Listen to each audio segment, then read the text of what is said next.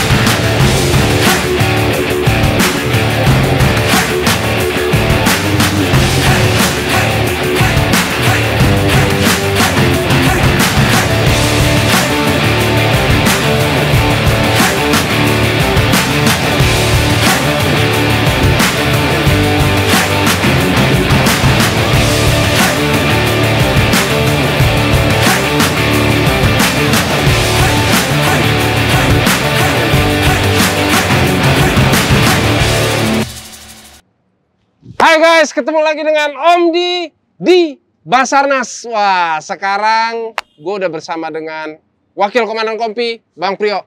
Siap. Sehat? Sehat, selamat siang. Selamat siang. Pengen tanya, ini latihan apa nih? Ini rekan-rekan BSG sedang melakukan latihan rappelling menggunakan alat khusus, yaitu tactical ascender. Oh gitu. Nah guys, jadi hari ini gue mau ngobrol-ngobrol banyak sama Bang Priyo mengenai gear atau peralatan dari Basarnas gitu. Kalau ini tadi latihan rappelling ya, namanya betul. Ya. Siap. Oh gitu. Wah, itu pakai apa aja sih alatnya? Jadi kalau untuk pelaksanaan rappelling, pada intinya kita menggunakan tali sebagai jalur. Ya. Untuk alat turunnya itu ada berbagai macam alatnya. Nah, ini salah satu alat yang canggih yang kita miliki, yang kita gunakan, yaitu tactical ascender.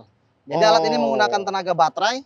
Jadi pakai baterai? Iya, jadi tidak manual lagi. Jadi kita udah bukan manual, pakai baterai ya? Udah tinggal gas. Oh, gas. Kayak motor. Iya, kayak motor. Bener. Nah, terus selain ini ada alat-alat apa lagi kayaknya? Banyak banget. Saya lihat di situ banyak tuh. Boleh, kita ke sana? Ayo, mari. Oke. Nah, sekarang kita lihat alat-alatnya. Nah, ini lucu nih. Ini kayak helikopter tapi kecil. Apa nih, Bang? Nah, ini yang tadi kita lihat dari jauh, ini kecil-kecil tapi jangan diremehkan. Kecil-kecil gini kemampuannya luar biasa. Waduh, apa nih? Ini namanya Swiss drone. Swiss drone? Iya, drone helikopter yang biasa kita gunakan untuk search operation. Oh, untuk pencarian? Untuk pencarian. Oke. Kita memiliki dua tipe.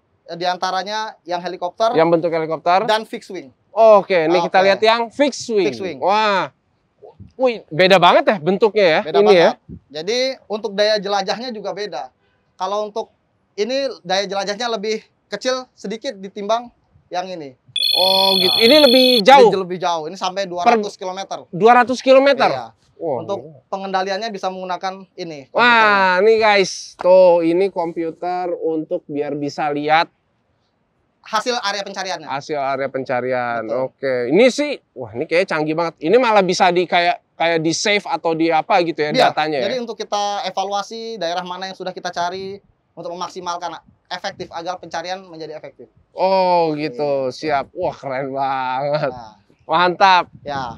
Ini next. Salah satu untuk matra aviation kita karena kita memiliki 3 matra. Oh, 3 matra. Aviation, urban, dan water. Nah, ini salah satu alat-alatnya untuk yang di aviation. Ini aviation. Ya. Next kita ke urban. Nah, mari kita ke urban. Juga tadi ini ada paramotor. Ingat ya, urban. Ya. Kalau uban itu di rambut. Oke. Ini kita masuk ke urban. Oke, matra urban. Urban di sini ada banyak jenisnya. Ya. Karena urban ini biasanya kita lebih cenderung ke bencana-bencana besar seperti gempa bumi, longsor ya. Nah, ini namanya alat extrication. Ya. Untuk digunakan untuk mengeluarkan korban yang terjebak. Bisa di dalam gedung, reruntuhan maupun di dalam kendaraan kecelakaan. Ini ada ya yang kelihatannya ada kayak alat potong ya dia ya. Bisa untuk memotong besi-besi baja dan sebagainya. Oh, baja bisa kepotong nih? Kepotong. Waduh. semua, termasuk ini semua. Nah ini chainsaw, tapi chainsaw-nya chainsaw beton. Jadi bukan untuk motong kayu kelapa, pohon kelapa ya, bukan ya. Untuk beton. Untuk beton. Wow. Ya, ini untuk motong beton. Sama ini juga untuk motong Gila. beton.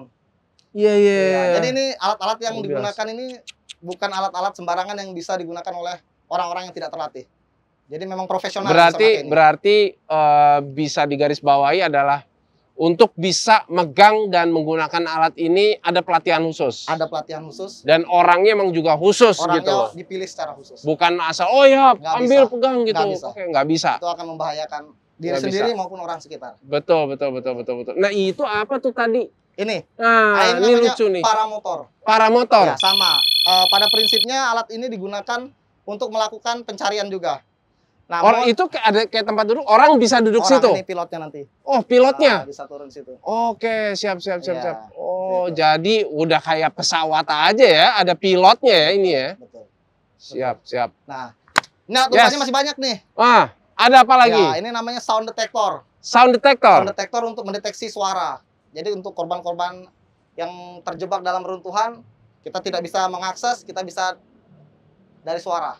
Oke. Nah, bisa sampai seberapa dalam sih kedengeran gitu loh? Ya kalau untuk kedengaran dia bisa dalam banget ya. Cuma Hmm. rata-rata mungkin di sekitar 20 sampai 30 meter dalam karena tinggi gedung kadang. Tinggi gedung ya. Tapi untuk suara sendiri ini memang lebih sensitif sehingga untuk memaksimalkan metode penggunaan pencarian menggunakan alat ini Ya. itu agak sedikit sulit dikarenakan biasa di daerah bencana itu ribut, berisik karena dia sensitif banget. Suara gerakan sedikit dia akan terdengar. Ya bisa suara kecil Ya. banget ya, dia Ya. sensitif. Ya, tapi Kedengeran banyak banget. alat yang lain bisa kita gunakan seperti ini. Oke. Ada Nah, kamera thermal, ini Oh, ada live thermal. locator, ini ada search cam, wow, banyak search banget cam ya. ini ada Kalau kamera thermal tuh ini ya suhu ya, Ya. suhu badan Ya, ya, betul. suhu panas. Suhu panas. Iya. Ini live locator, ini search cam. Nah, jadi apabila kita mengakses lokasi-lokasi reruntuhan yang tempatnya sempit, kita Sulit bisa dijangkau sulit gitu dijangkau, pakai. pakai kamera kita masukkan dulu. Oke. Bisa pakai kamera ini. Wah, keren canggih-canggih. Oke. Nah, Lanjut. ada apa lagi? Ini shoring hidrolik. Jadi kalau pada saat kita melaksanakan evakuasi, Ya. terkadang gedung yang mengalami kerusakan tersebut menjadi ancaman juga buat si tim penolong. Sehingga alat ini digunakan untuk menyangga gedung.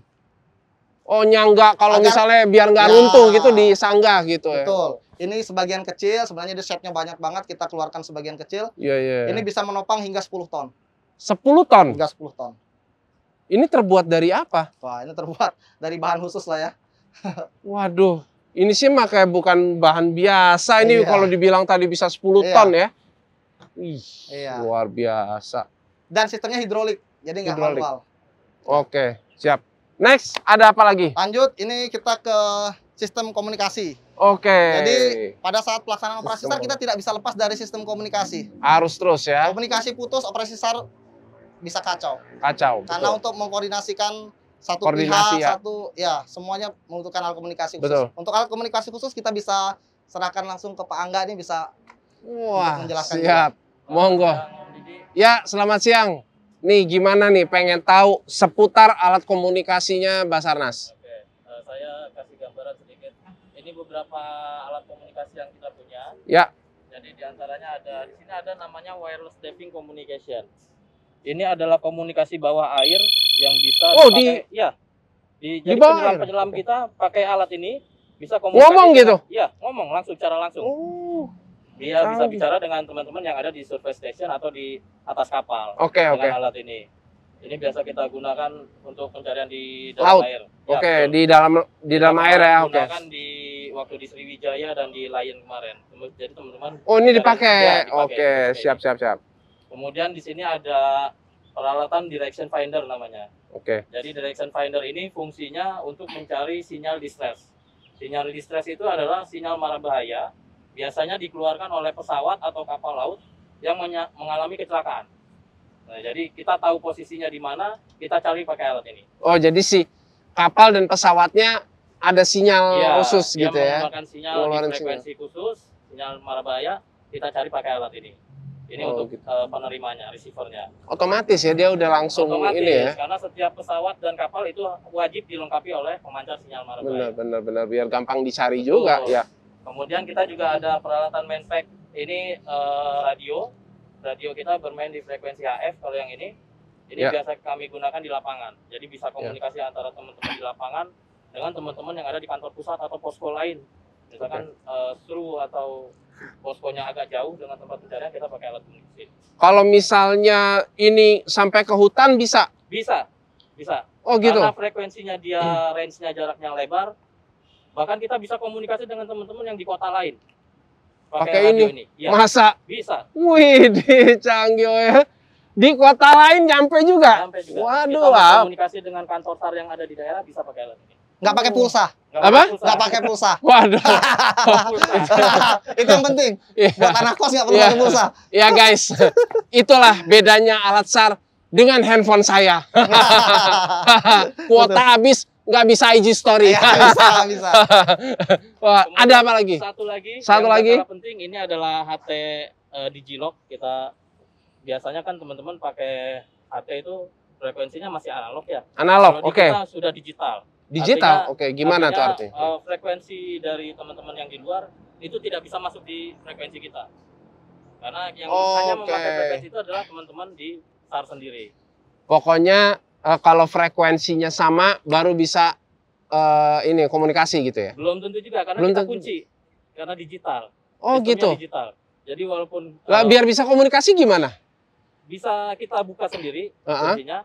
Artinya gini, kita kunci ini orang lain, orang luar Nggak bisa masuk. nggak bisa masuk walaupun Mhm. dia punya frekuensi yang sama. Oh gitu. Jadi kita nggak ada Oke, oke, intervensi oke. dari luar. Oke. Khusus digunakan untuk teman-teman yang ada di lapangan. Oh Begitu, gitu. Siap. Itulah guys seputar alat komunikasinya canggih-canggih. Iya, keren banget. Nah, next kita ada apa lagi? Terima kasih waktunya. Oke. Siap. Wah. Next kita masuk ke Matra Water. Water, Ini air. yang selalu kalau teman-teman atau masyarakat di luar selalu taunya Basarnas adalah penyelam. Oh, tim water. Nah, memang Gimana sih? paling banyak ini yang perlu kita sosialisasikan. Aduh rekan-rekan, guys, ya kan? Basarnas itu bukan cuma di air doang. Ada tadi aviation, ada urban Betul. tadi, laut juga ada, air ya, Ya, water, di water. juga ada. Jadi bukan cuma taunya Basarnas penyelam doang. Benar. Iya. Nah, ini untuk di water Macam-macam. sendiri alatnya tidak kalah canggih. Nah, di sini Waduh, kita ada keren. ini alat pemotong juga, namanya Liberfit, tapi untuk di bawah air. Motong tapi di bawah Di air. bawah air. Oke. Untuk motong siap. bodi pesawat, untuk motong bodi Hah? kapal. Bodi pesawat? Iya, Waduh. ini salah satunya yang kita keluarkan. Wih, Nah, ini dia. canggih nih ya. Wah, berat juga lagi Lumayan alatnya berat. ya. 13 Berat. kilo kurang lebih. 13 kilo. Satu set 30 kiloan. Ya. Dengan alatnya. Nah, Saya nggak berani ngangkat enjok lagi ntar. ya, ini namanya jet boot. Jet boot. Ya, ini dipasang di personil kita untuk Di bot, pergerakan. oh di badan, Di pinggang. di pinggang. Jadi nanti Oke. ya seperti Iron Man lah. Tapi di Oke, bawah oke, air. oke. Tapi di bawah Menggunakan air. alat selam, Oke. dive gear itu Ya. dibantu dengan ini jadi pencarian lebih efektif. Jadi penyelam tidak capek untuk mengayuh. Jadi menggunakan jet boot. Wih, keren. Canggih ya? Mantap ya? Keren. Iya, enak lah, nggak perlu capek langsung Iya. pakai ini. Tinggal seret. Jet. Oh ya kan? iya, benar-benar. Takutnya kalau mengayuh keduluan ikan duyung. Ikan Kalah duyung. kita. Saya mau ketemu tuh. Kalau cakep lumayan soalnya. Iya. Nah, Iya, ini alat yang primadonanya kita. Primadona. Untuk tim Kenapa disebut primadona? Ya, ini adalah ROV. ROV. Adalah robot bawah air yang selalu kita gunakan dalam misi-misi operasi besar, pencarian misalnya kecelakaan pesawat ataupun dan sebagainya. Robot Ya. Jadi Oke. alat ini digunakan untuk mencari di bawah air. di bawah Ya, air. jadi sebelum penyelam turun, tahu titik lokasi pasti di mana. Ini dulu tuh. Ini yang kita turunkan dulu. Oh gitu. Ya. Oke. Kita memiliki banyak ukuran. Ada yang gede. Nah, ini salah satunya yang agak kecil. Yang gede Ya. kita standbykan di kapal, nggak mungkin kita bawa di sini kalau gede banget. Oh ya. gede. Iya. Gede. Jadi ini yang kita gunakan. Oh keren ya. Ini bisa sampai kedalaman 1.500 1.500. meter. Keren, Iya. keren. Nah, jadi guys, itulah alat-alat canggih Basarnas yang membuat gue sampai terbengong-bengong, sampai terheran-heran, canggih banget. Mulai dari yang aviation, urban, sampai yang water atau penyelamatan atau pencarian di perairan. Gitu, betul ya? Betul banget. Apa tadi? 3 matra? 3 matra. 3 Aviation, matra. Aviation, urban, water. Iya.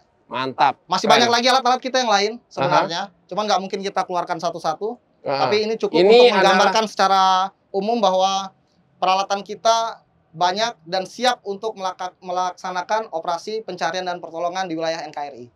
Siap. Belum semua keluar nih guys. Belum semua keluar. Ini sebagian aja.